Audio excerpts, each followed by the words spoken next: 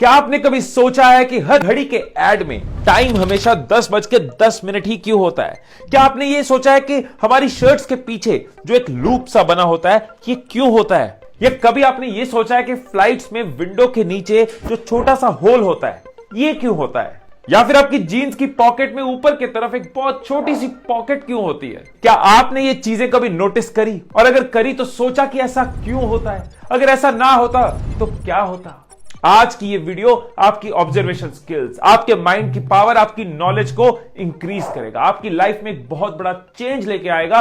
Sherlock Holmes की तरह आप भी छोटी छोटी चीजों से बड़े बड़े नॉलेज के बाइट्स ले पाओगे, क्योंकि आज आपको इस वीडियो के एंड में ये चारों सवालों के जवाब तो मिलेगा, लेकिन साथ में मैं शेयर कर रहा हूं 3L फॉर्मूला जो 100 बुक्स पढ़ने की पावर के बराबर नॉलेज आपको दे सकता है। पहला L, लुक। दोस्तों कहते हैं ना कि एक तस्वीर हजारों शब्द बयान कर देती है। सोचो एक कैमरा से ली जाने वाली तस्वीर अगर हजारों शब्द अगर इतना कुछ बयान कर सकती है तो दुनिया के सबसे एडवांस्ड, सबसे एक्स्ट्राऑर्डिनरी कैमरा यानी कि हमारी आंखों से हम कितना कुछ कर सकते हैं। इससे ली हुई तस्वीरों से हम कितना कुछ सीख सकते हैं। दोस्तों हम ट्रेन कोचेस, स्पीकर्स या ट्रेनर्स कैसे अपनी बात को इफेक्टिवली ऑडियंस तक पहुंचा पाते हैं? जब कोई क्वेश्चन पूछता है तो इफेक्टिवली कैसे उसको रिप्लाई कर पाते हैं? क्योंकि हम सिर्फ देखते नहीं हैं, ऑब्जर्व करते हैं।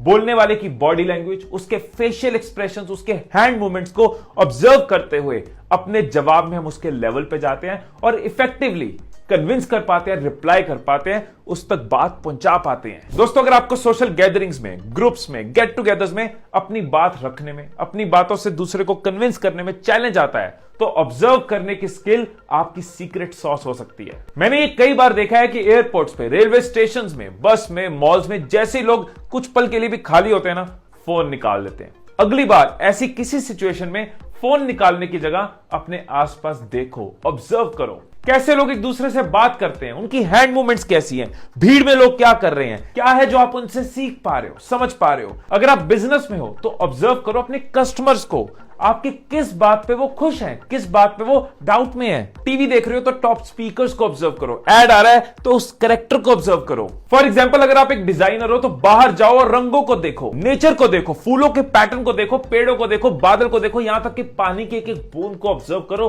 उसमें भी एक डिजाइन है। दोस्तों बहुत कुछ अनलिमिटेड चीजें सीखने को मिलती हैं हमें आसपास के एनवायरनमेंट से। एक बार जानबूझ के ऑब्जर्व कर करके अपने माइंड को ऑब्जर्व करने की आदत डाल दो, फिर आपकी कम्युनिकेशन से लेके ह्यूमन साइकोलॉजी तक, क्रिटिकल थिंकिंग से लेके ब्रेन की पावर तक सब कुछ इंप्रूव करेगा, इंक्रीज करेगा। हां, जब लोगों को ऑब्जर्व कर रहे हो याद रखना घूरना नहीं है, ऑब्जर्व करना है। Number 2, listen. हम सबको स्कूल की फर्स्ट क्लास में यह सिखा दिया गया कि 5 सेंस ऑर्गन्स होते हैं, जिसमें से एक सेंस ऑर्गन हमारे कान है, हमारे ईयर्स हैं। थर्ड क्लास में डिटेल में समझाया गया कैसे कान इतना इंपॉर्टेंट काम करते हैं, हियरिंग। लेकिन उससे भी इंपॉर्टेंट चीज जो स्कूल में कभी सिखाई नहीं गई वो है लिसनिंग, जो सिर्फ कानों से नहीं होती, कानों के साथ हमारा दिल और दिमाग जब इन्वॉल्व होता है तो हियरिंग बन जाती है लिसनिंग। देखो हम सबकी सोच का ना एक दायरा होता है जो हमारे पास्ट, हमारे इवेंट्स, हमारे एक्सपीरियंसेस, इंसिडेंट्स, आइडियाज, व्यूज उन सब के साथ भरा होता है। इस दायरे को अगर बड़ा करना है तो एक ही तरीका है, दूसरे के दायरे को भी समझना, उनसे भी सीखना। जो हम कर सकते हैं उनको सुनने के साथ। जैसे कि लैरी किंग ने कहा, nothing I say this day will teach me anything, if I want to learn I must do it by listening. मेरे बोलने से मैं आज कुछ नया नहीं सीखने वाला, लेकिन अगर मुझे सीखना है तो मुझे सुनना होगा। ये जो अच्छी लिसनिंग है ना, ये बहुत बड़ा जादू आपके लिए करती है। कई बार हम लोगों की इंस्ट्रक्शंस को सही से सुना नहीं होता और जिस वजह से प्रॉब्लम्स होती हैं। बॉस की इंस्ट्रक्शंस, टीचर्स की इंस्ट्रक्शन, पेरेंट्स की इंस्ट्रक्शन, अगर आपकी लिसनिंग अच्छी है तो ये सब लफड़ों से आप बच जाते हो। लिसनिंग से आपकी सोशल लाइफ, आपके रिलेशंस इंप्रूव होते हैं, क्योंकि दुनिया में अगर बेस्ट गिफ्ट आप किसी को दे सकते हो तो वो है उसको सुनने का। हर कोई चाहता है उसको कोई सुने।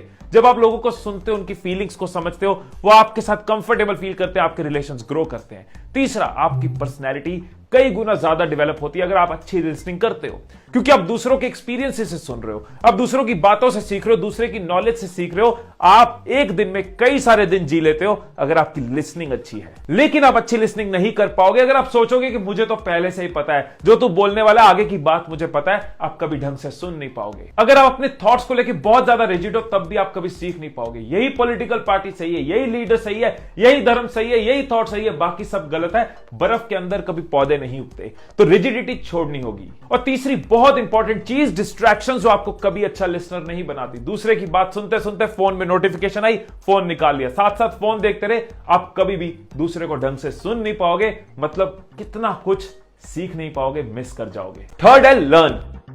हमारा पर्पस सिर्फ आंखों को शार्प करना या ईयर्स को शार्प करना नहीं है। हमारा इस वीडियो का पर्पस है बहुत कुछ सीखना, कम टाइम में ज्यादा सीखना। तो जो भी चीजें आप देखने से और सुनने से सीख रहे हो वो आपको हमेशा याद नहीं रहेंगी, आप भूल जाओगे, कोई फायदा नहीं होगा। इसलिए बहुत जरूरी है कि आप अपनी सारी लर्निंग्स को एक जगह रखो। जैसे मेरे फोन के नोट्स में मैंने एक डॉक्यूमेंट बनाया हुआ है मेटानोइया, जिसके अंदर मैं अपनी लर्निंग्स लिखता हूं, अलग अलग टॉपिक से सीखी हुई चीजें उसके अंदर समेटता जाता हूं, अपना एसेट, अपनी जायदाद बनाता जाता हूं। सो आप दिन में कोई एक टाइम रख सकते हो जब आप लिखोगे कि आज आपने क्या क्या सीखा, क्या ऑब्जर्व किया, क्या सुना, क्या आपकी लाइफ में काम आएगा। रात को कुछ पल निकाल कर अपने दिन को रिकलेक्ट कर सकते हो, रिविजुअलाइज कर सकते हो, उस रास्ते पे दोबारा चलने की कोशिश करो, उस मॉल में दोबारा जाने की कोशिश करो और याद करो क्या क्या चीजें थी जो आपने ऑब्जर्व करी, क्या क्या चीजें थी जो आपने किसी से सुनी। इस लुक, लिसन और लर्न को अगर धीरे धीरे आप अपनी लाइफ का पार्ट बनाते जाओगे तो आप अपने माइंड के कई हॉराइजन्स को एक्सप्लोर कर पाओगे, अपनी क्रिटिकल थिंकिंग, अपनी डिडक्शन स्किल्स, अपनी क्रिएटिव थिंकिंग को एक्सपैंड कर पाओगे, आपका नॉलेज बेस बढ़ेगा, आप चीजों को कई नजरिए से देख पाओगे, आप जल्दी डिसीजन पे आ पाओगे, आप दूसरों को ज्यादा समझ पाओगे। कोई ऐसा कर रहा है तो उसके पीछे क्या रीजन हो सकता है, उसके पीछे क्या थॉट हो सकता है। आप दुनिया को, लोगों को एक अलग तरीके से, एक बेहतर तरीके से जज कर पाओगे। तो अब आते हैं उन चारों सवालों के जवाब पे। घड़ी पे 10:10 क्यों होता है, इसके पीछे बहुत से लोगों ने बहुत सारे लॉजिक दिए हैं। कोई कहता है कि ये इसलिए होता है कि जब जिसने पहली घड़ी बनाई थी उसका बर्थ या डेथ टाइम 10:10 था। कुछ लोगों का कहना है कि यूएस के दोनों प्रेसिडेंट जॉन एफ कैनेडी और अब्राहम लिंकन दोनों का असैसिनेशन टाइम 10:10 था। लेकिन ये सब लोगों की इमेजिनेशन है या र्यूमर्स है। ज्यादातर घड़ी के ब्रांड्स कहते हैं कि 10:10 जो टाइम है, इस तरह से जो टाइम नजर आता है तो घड़ी की पूरी तरह से डायमेंशन नजर आती है, घड़ी के फीचर्स, घड़ी की प्रेजेंटेशन बेस्ट लगती है। हमारी शर्ट के पीछे लूप क्यों होता है, इसकी शुरुआत हुई थी सेलर्स के साथ, जिनके पास कोई वार्डरोब नहीं होता था, कोई हैंगर नहीं होता था, तो अपनी शर्ट को टांगने के लिए, अब समुद्र में है, शिप के अंदर है, तो शर्ट को कहीं टांगना है, तो वो एक कील के साथ शर्ट टांग पाते थे इस लूप की वजह से। और ये आज भी यूजफुल है, क्योंकि अगर आप अपनी शर्ट को कॉलर से टांगते हो तो उसकी क्रीज पे निशान पड़ता है, लूप से टांगते हो तो आपकी शर्ट खराब नहीं होती। फ्लाइट्स की विंडोज में ये जो छोटा सा होल होता है इसको ब्लीड होल कहते हैं, और ये ब्लीड होल हमारी जान बचाता है। एक्चुअली में विंडो एक शीशे की नहीं होती, 3 लेयर्स होती हैं। एक लेयर जो बाहर है, जो बाहर के प्रेशर को डील कर रही है, और बाहर का प्रेशर हमारे सांस लेने के लिए ठीक नहीं होता, ऑक्सीजन का लेवल बहुत कम होता है, एयर बहुत थिन होती है, हमारे लिए जानलेवा होती है।